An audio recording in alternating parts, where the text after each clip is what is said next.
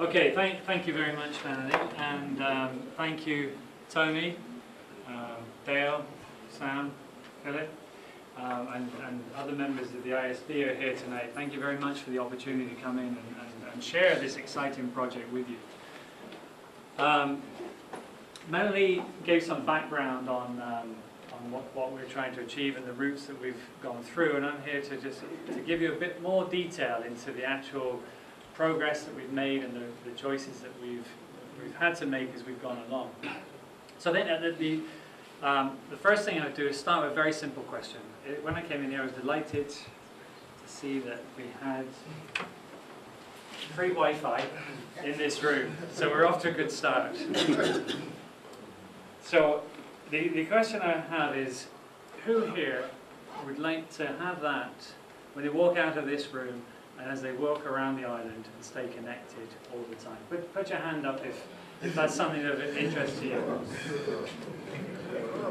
Should ask who doesn't want it. That's right. Let's go that way. Anyone who does not want that.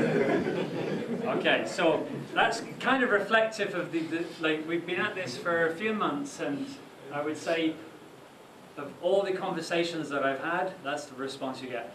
Why not? Right? Wi-Fi, island-wide Wi-Fi. That is our vision. Walking around, having connectivity throughout the island.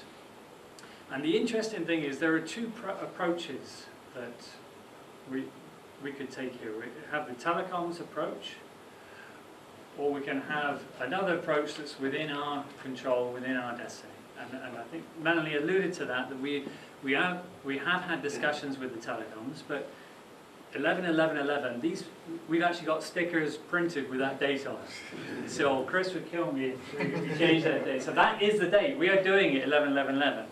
And the telcos, they are interested. We've had the highest level of support in Digicel all the way up to Dennis O'Brien in Ireland, who has confirmed to Damien that he is hot for this. He loves the idea of having island-wide Wi-Fi in Barbados.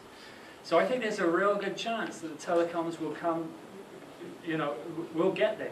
And in fact, you've probably seen that in Bridgetown, Lima's got a project there, and the signs are going up. And it's free for a month, and hopefully it will be free for longer than that. But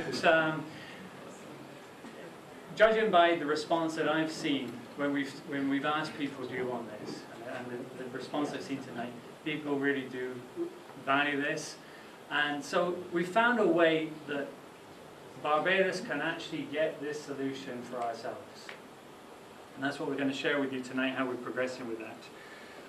If I step back for a bit before we tunnel in on that, really the backdrop to what's going on here is that at a macro level, you may have seen the Moody's report on Barbados.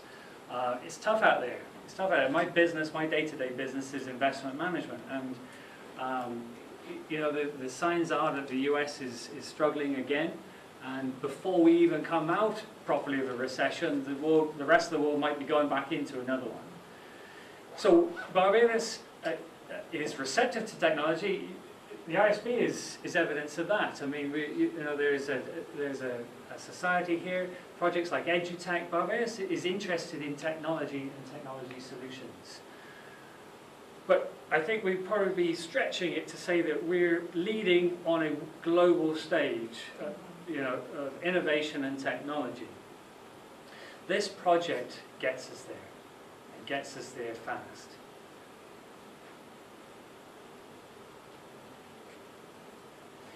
So the why not, which has kind of come into our sort of sayings now, the island-wide Wi-Fi, because people have been talking about this for a while, and I think Mia Motley was a champion of this. Avinash Prasad spoke, and he said he'd spoken about it a couple of years ago. He spoke at our summit last November and was disappointed that it hadn't happened. And so we've grabbed it and said, let's make it happen. And why not? Why can't we get this done? So if we look at why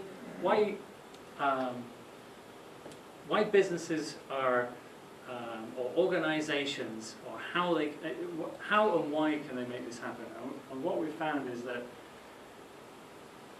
for a few $100, you can buy a router, and you can provide wireless, and you can, in a safe and managed way, you can actually parcel off a piece of your bandwidth and make it available to your if you run a business, to your clients who come in. As Melanie said, they've gone the full 9 yards and put up a mast on the top of the building, the Ernst & Young Lex building, and for a kilometre wide, you can get free Wi-Fi there. Other business, and it's fast, right? Other businesses, such as hotels, have been providing Wi-Fi to their customers, their clients, their guests, free Wi-Fi. So Bougainvillea, I was sharing with Dale earlier a story from Bougainvillea. They were getting a lot of problems with on TripAdvisor. There's no Wi-Fi, it's bad service, and it was starting to affect their rating. And they took the approach, we're going to put in Wi-Fi for the guests. We put in free Wi-Fi for the guests. And all of a sudden it's taken off that negative thing, which for Bougainvillea, TripAdvisor is a big marketing tool for them. And they were starting to see their edge, losing their edge there, and this has put them right back up there. So, and Martin shares a great story of how important this is for their guests. He's got pictures of their guests with their iPads in a clear Ziploc bag standing in the sea.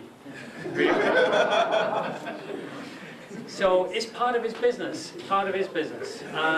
So there's a commercial angle to this, that you can engage with your clients, and it's a new medium. Obviously it's a progressive medium, but businesses like Foursquare and those sorts of things are moving that direction.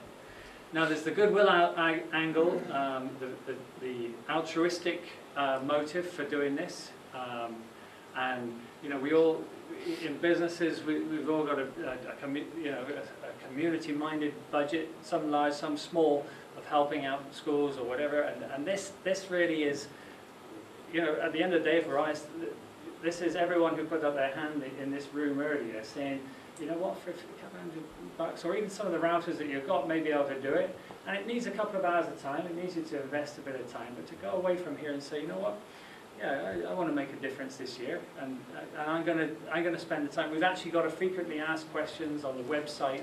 We've gone through it ourselves, and hopefully we're going to share a story or two of people who've actually done this, so that you can see and share their experience. The last thing is the impact that this has internationally, and I'm going to spend a little bit more time on that in a minute, but this would be a first for Barbados.